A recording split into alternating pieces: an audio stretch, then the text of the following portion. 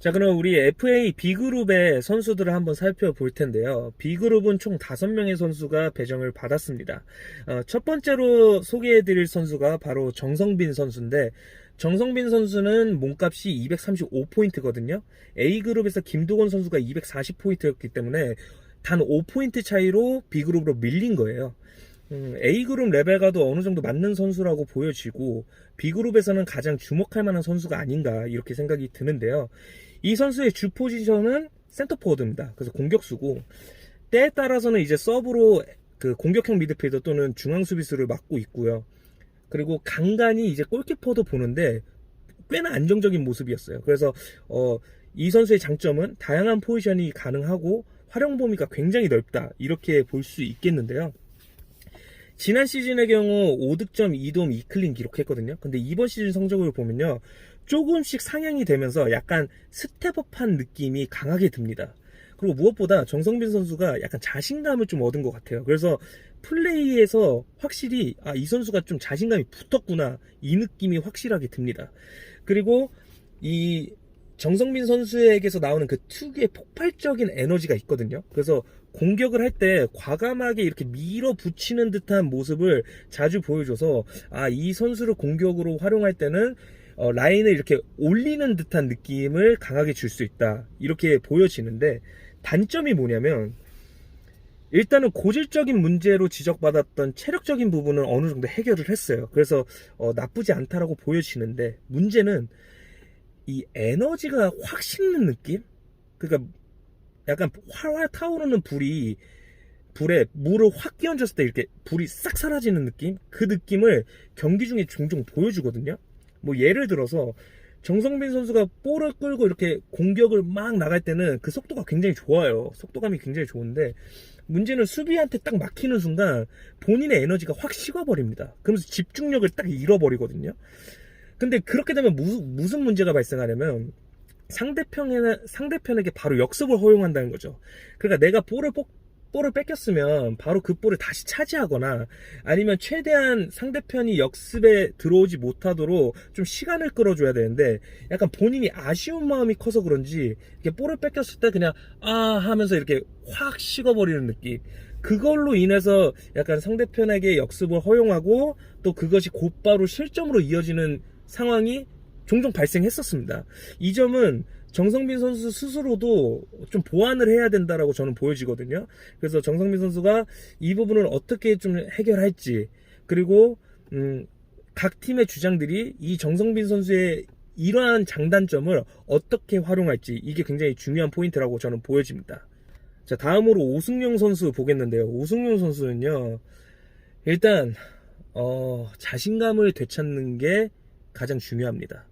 그러니까 오승용 선수가 지금 220포인트의 몸값을 기록하고 있는데, 사실 지금도 약간 조금 비싸지 않나? 이런 느낌을 주긴 해요. 왜냐하면 이 선수의 통산 성적을 보면요, 5득점 2클린이 전부거든요.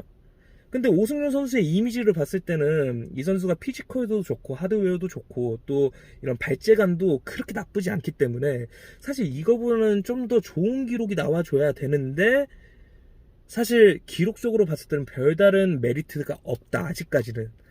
그래서 오승용 선수는 많이 아쉬움을 좀 남기는 선수고, 그리고 우리가 좀 어느 정도 감안을 해줘야 되는 게, 이 선수는 본인의 기록을 신경 쓰기에도 약간 좀 부담이 큰데, 이번 시즌 같은 경우에 A팀의 주장 대행을 맡았단 말이에요. 그러니까 이제 자기 기록도 신경 써야 되고 팀 성적도 신경 써야 되고, 이러다 보니까 약간 과부하가 걸린 것이 아닌가.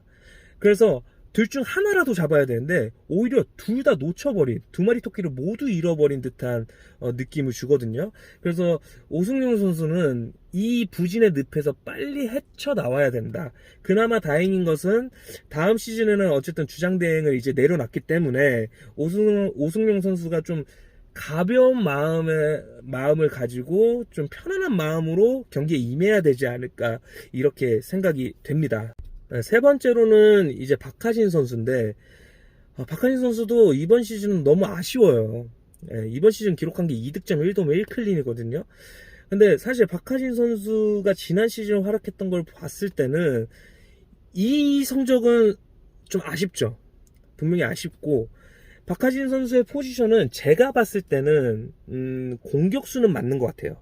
공격수는 맞는 것 같고, 약간 공격을 할 때는 중앙에 위치한 게 가장 어울리긴 하지만 주로 뛰는 포지션은 또 측면 쪽이란 말이에요. 그래서 박하진 선수에게 가장 어울리는 포지션이 뭔지를 빨리 찾아야 될 것 같고, 이 선수가 어쨌든 의욕도 많고 또 파이팅을 불어넣는 그런 의지도 굉장히 강한 선수인 건 맞지만, 오히려 박하진 선수는 그런 역할보다는 이 선수가 좀 자유롭게 플레이를 할 수 있도록 누군가가 좀 리드해줘야 되는 그런 게 좀 필요하지 않을까라는 생각이 들어요. 그래서 분명히 골 결정력도 좋고 또 패스 연계 능력도 괜찮은데, 본인에게 맞는 팀을 만나야 된다. 그리고 본인을 좀 이끌어줄 수 있는 리더가 필요하다. 저는 이렇게 보여집니다. 하지만 몸값이 185포인트이기 때문에 약간 좀 부담 없이 영입하기에는 나쁘지 않은 선수다. 저는 이렇게 생각을 합니다. 네 번째로 이제 윤성일 선수를 소개해 드릴 건데요. 윤성일 선수도 이제 박하진 선수랑 같은 몸값이에요. 근데 이 선수가 이번 시즌 완전히 한 단계 도약한 느낌을 보여줬습니다. 일단은 주 포지션은 측면 공격수거든요. 근데 가끔은 중앙 공격수, 피지컬이 좋으니까 중앙 공격수도 소화가 가능하고, 그리고 측면 수비수로도 약간 활용도가 높은 것 같아요. 그래서 나쁘지 않은 모습을 보여주고 있고, 지난 시즌에 비해서 이번 시즌 성적을 보면 확실히 득점이 확 늘었습니다. 근데 그거는 이번 시즌에 D팀의 소속으로 뛰었는데, 이 D팀의 선수들이 약간 윤성일 선수의 컨디션을 회복하는데 도움을 주기 위해서 약간 윤성일 선수에게 볼을 몰아주긴 했었거든요.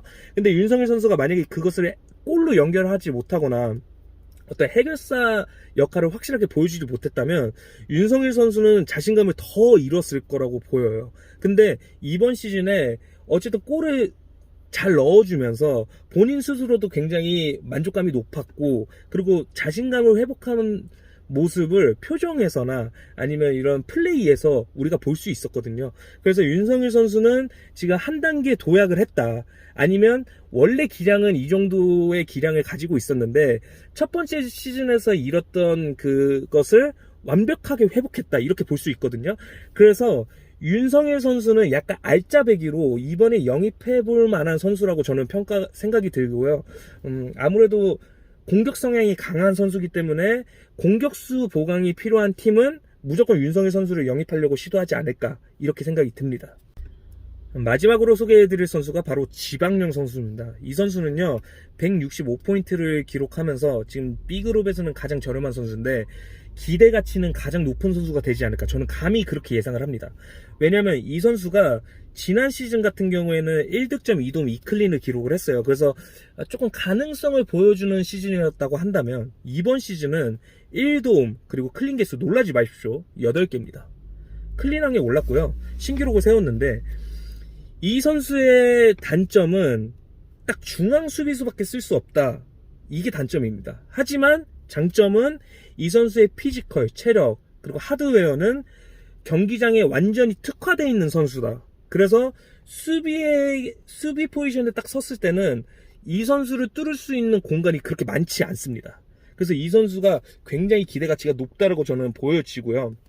서브 포지션으로는 측면 수비수를 넣긴 했지만 사실 측면 수비는 좀 안 될 가능성이 높습니다. 그래서 온전히 수비수로 원포인트로 아예 넣겠다라고 하는 팀들은 지방령 선수 무조건 노릴 겁니다. 왜냐하면 이 가격이면 너무 싸요. 너무 싸고 과연 이 선수가 다음 시즌에 몇 클린을 기록하게 될지 이것 또한 기대해볼 만한 포인트거든요. 그래서 지방령 선수도 몸값은 제일 낮지만 아마 관심도는 굉장히 높을 것으로 예상이 되고 있습니다. 자, 이렇게 B그룹의 선수들을 소개해 드렸는데요. 여러분, A그룹 영입전에서 굉장히 열기가 뜨거웠던 거 기억하시죠?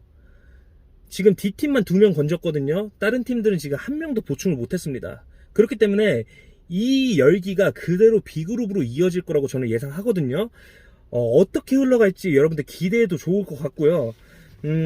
이제는 A, B, C, D 이렇게 두 팀씩 나눠가지고 제가 각 팀에서 과연 어떤 선수에게 딜을 할 것 같은지에 대한 예상도를 한번 그려보는 시간 갖도록 하겠습니다. 기대해주세요.